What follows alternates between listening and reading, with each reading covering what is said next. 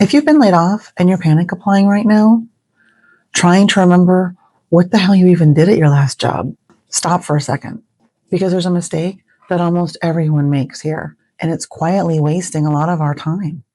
In this video, I'm going to show you one thing that you can do first that saves you time, restores clarity, and stops the flailing. I wish I'd known this sooner. I am Crystal.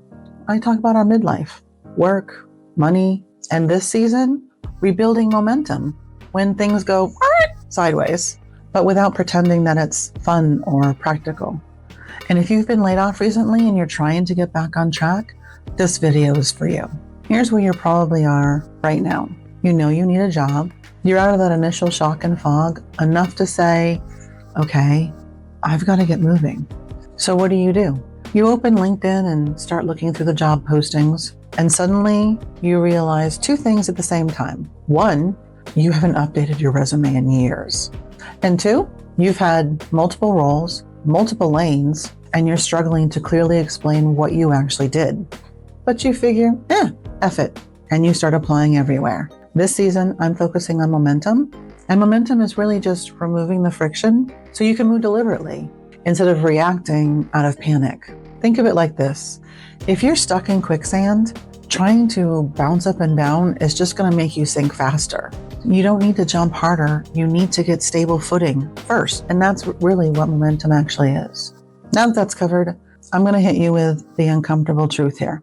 If you've been out of the job market for a second, let me tell you from going through this myself. If you're spraying one generic resume across the internet right now, you're probably wasting your time.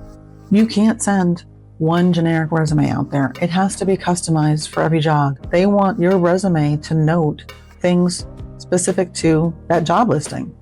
And it doesn't stop there, because somehow cover letters are now a thing again for all levels of experience, which means in plain terms that the effort means a lot more than the volume that you're throwing out in the wild. And if effort matters more than volume, direction definitely matters more than panic.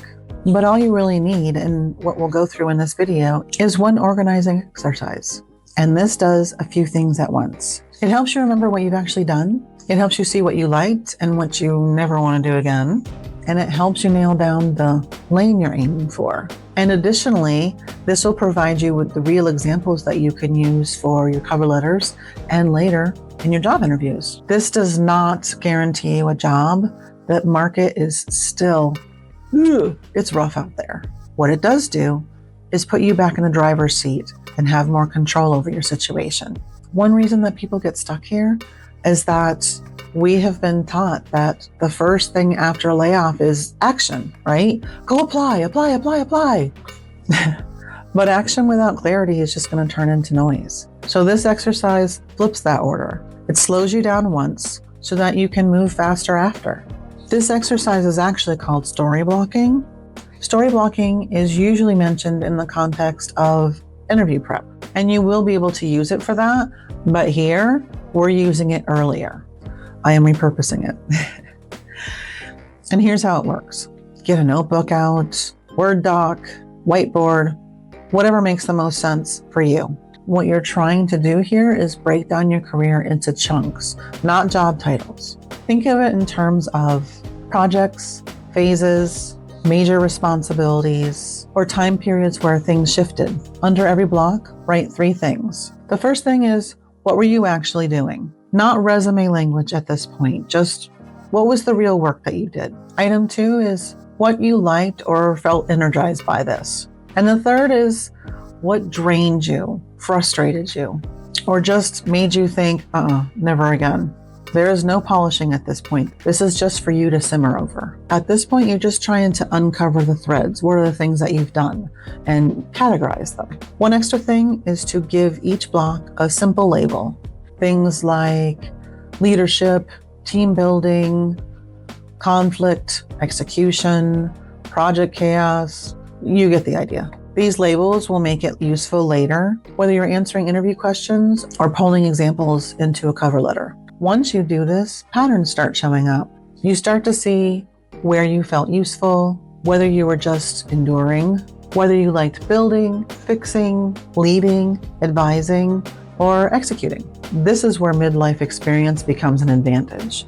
You're not guessing, You have evidence. This isn't about picking the perfect job title. It's about choosing direction.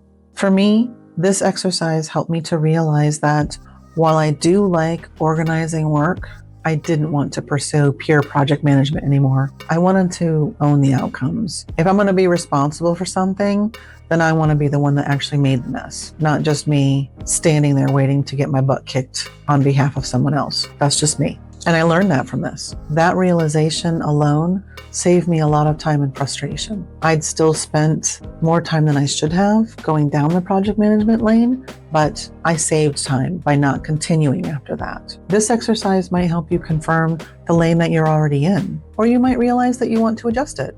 These are both wins. So here's your action. Before you apply to another job, spend 1 focused hour story blocking. Block out your experience, find the patterns, get clearer on your lane. And that's momentum. Not jumping harder. You're getting your footing so your next move actually counts. One of the extra things that it did for me is it helped me remember.